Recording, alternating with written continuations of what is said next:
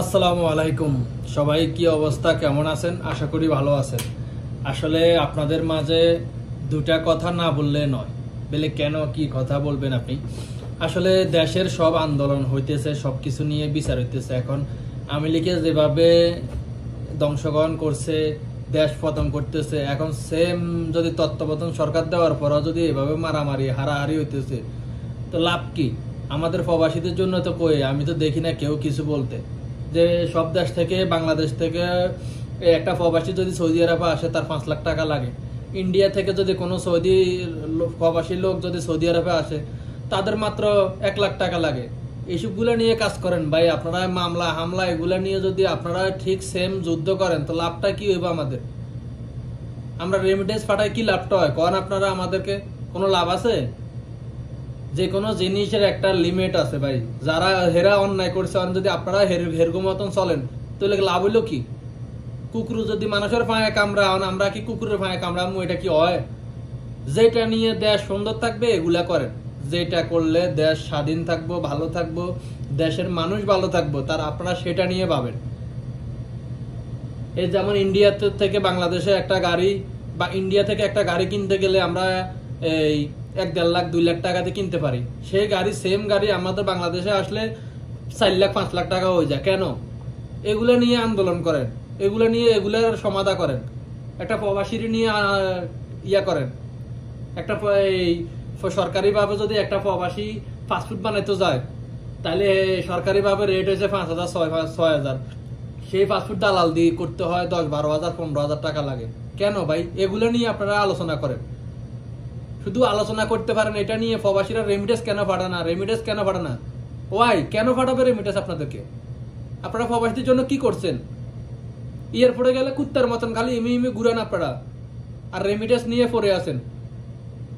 যদি প্রবাসীরা এখনো রেমিটেন্স যারা পাঠাইতে আছে, দেখেন আমি বলি আমার হিসাবে যে 30% মানুষ রেমিটেন্স এখন অবৈধভাবে পাঠায়, আর 70% মানুষ এখনো হুন্ডিতে টাকা পাঠায়। বলে কেন পাঠায় হুন্ডিতে? যেমন আমি আপনাদেরকে বলি, আপনার ব্যাংক রেটে হুন্ডির রেটে অনেক ফারাক। ব্যাংকে টাকা পাঠাইতে গেলে এক হইলেও বেশি টাকা পাঠান জানা, কারণ প্রবাসীদেরকে সৌদি আরবে একটা লিমিট আছে। এর বেশি টাকা পাঠালে সৌদি পুলিশের কাছে কফিয়ত দিতে হবে যে তুমি এত টাকা কই ফেলা।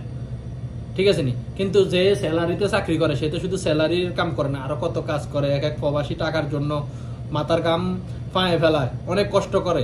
কি জন্য? টাকা বেশি ইনকাম করার জন্য। কিন্তু এই দেশের এই সৌদির কোনো ব্যাংকের মধ্যে কোনো নিয়ম নাই। আপনার যদি সৌদির কোম্পানির মধ্যে আপনার কাগজের মধ্যে যদি আপনার 2,000 রিয়াল স্যালারি থাকে, আপনি 3,000 রিয়াল স্যালারি পাঠাতে পারবেন, এর উপর পাঠাতে দিতেন না। কিন্তু কেউ আছে মাসে 10,000 12,000 রিয়াল পাঠায়। তো কিভাবে পাঠাইবো? এই অবৈধভাবে তো পাঠাইতে হইব। আর হলো ব্যাংকে যদি থাকে 30 টাকা, হুন্ডিতে দেয় 31 টাকা, তো আপনি ব্যাংকে কি জন্য পাঠাবেন কন আমারে? ব্যাংকে আবার পাঠাতে গেলে গাড়ি ভাড়া লাগবো, এরপরে আবার ব্যাংকে পাঠাতে গেলে আপনার এই খরচ লাগে। সব দিকে হিসাব করলে হুন্ডিতে তো সুবিধা। আপনারা এগুলো নিয়ে আলোচনা করেন যেন আমাদের প্রবাসী ভাইয়েরা যেন ব্যাংকের মাধ্যমে টাকা পাঠাতে পারে।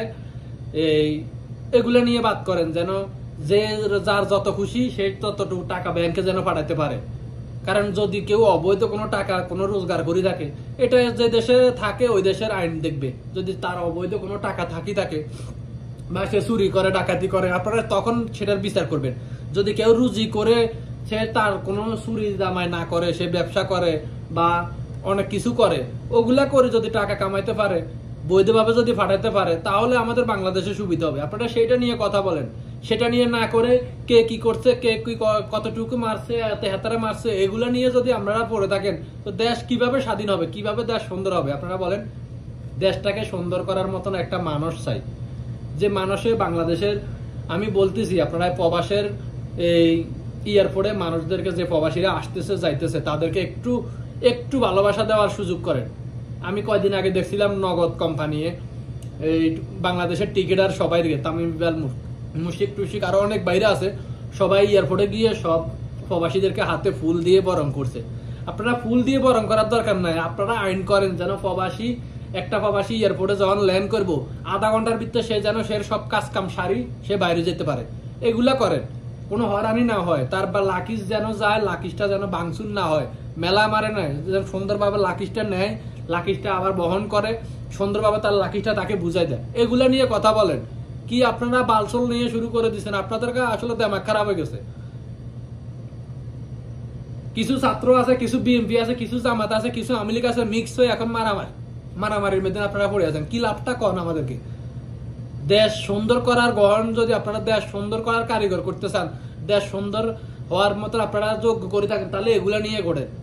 দেশের যেগুলা নিয়ে দুর্নীতি চলতেছে এগুলা করেন। যেগুলার মধ্যে এই সরকারের ট্যাক্স অতিরিক্ত আগের ছিল এগুলা বন্ধ করেন।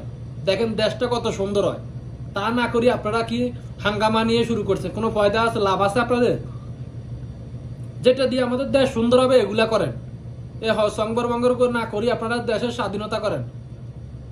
যেমন পুলিশরা এয়ারপোর্টে, ট্রাফিক পুলিশরা কন, আপনার চার্জাররা কন, যেখানে কন অবৈধ গাড়ি চলতেছে, 10 টিয়া পুলিশের পকেটে ভরে দিলে পুলিশে বস সালাম আলাইকুম স্যার চালিয়ে যান। অথচ এদের গাড়ির কাগজ নাই, পত্র নাই, ওগুলা নিয়ে কথা বলে না। ও বলে শুধু আউল ফাউল কথা নিয়ে আপনারা পড়ে আছেন এখনো। এগুলা নিয়ে করেন ভাই, জীবনে কাজে লাগবে। ঠিক আছে, এগুলা করেন। দেশটারে সুন্দর করার একটা ইয়া করেন। হেরা মারামারি করছে, হেরা অবদান আছে, আমরা সেম প্রতিশোধ নিতেছেন, তো লাভটা কি হবো? মারামারি হারাহারি দেশের ধ্বংস তো হইতেছে। দেশটা সুন্দর করার চেষ্টা করেন। প্রবাসীদেরকে যতটুক পারেন এতটুকু সম্মান করার মতন, সম্মান দেওয়ার মতন কার্যকলাপ করেন, যেন একটা প্রবাসী অল্প কয় টাকাতে প্রবাসে যাইতে পারে। ইন্ডিয়া যদি যাইতে পারে সৌদি আরবে 1 লাখ টাকা দিই, তাহলে আমার বাংলাদেশ কেন পারবে না সৌদি আরবে 1 লাখ টাকা দিয়ে আসতে? 1 লাখ টাকা বাদ দেন, 1.5 লাখ টাকা দিয়ে আসুক। ইন্ডিয়ার মানুষ যাইতেছে বাংলাদেশে, সৌদি থেকে ইন্ডিয়া যাইতেছে বাংলাদেশে মাত্র কত 17,000 18,000 টাকা দিয়ে টিকিট কাটে যাইতেছে। আর আমরা বাংলাদেশে তো আইতে গেলে আমরা 1 লাখ টাকা টিকিট লাগে কেন ভাই? এগুলো নিয়ে কথা বলেন আপনারা। বাংলাদেশ স্বাধীন করছেন, স্বাধীনের মতন করেন, যেন একটা মানুষ ঋণ করি বিদেশে না যাইতে হয়, তার সামর্থ্য যেটা আছে এটা দিয়ে যেন সে প্রবাস যাইতে পারে, সেটা নিয়ে কথা বলেন। কি আপনারা, আমিও ভাই কিছু বুঝি না আপনাদের মাঝে। যাক, যদি আমার কোনো কথা আপনাদের খারাপ লাগে থাকে তো অবশ্যই মাফ করে দেখবেন। আপনাদের কাছে আসলে এটাই অনুরোধ করলাম যে প্রবাসীদেরকে আপনারা সম্মান করার মতন যেগুলা করতেছেন এগুলা করেন। একটা প্রবাসী যেন অল্প কয় টাকা দিয়ে প্রবাসে আসতে পারে, একটা প্রবাসী যেন এয়ারপোর্টে তার সামান, তার সম্মান যতটুকু আছে সে যেন এয়ারপোর্টে সবকিছু পায়। এগুলা করেন ভাই, আপনাদের কাছে অনুরোধ করতেছি, প্লিজ আপনাদের কাছে অনুরোধ করতেছি আপনারা এগুলা করেন। ওকে, সালাম আলাইকুম।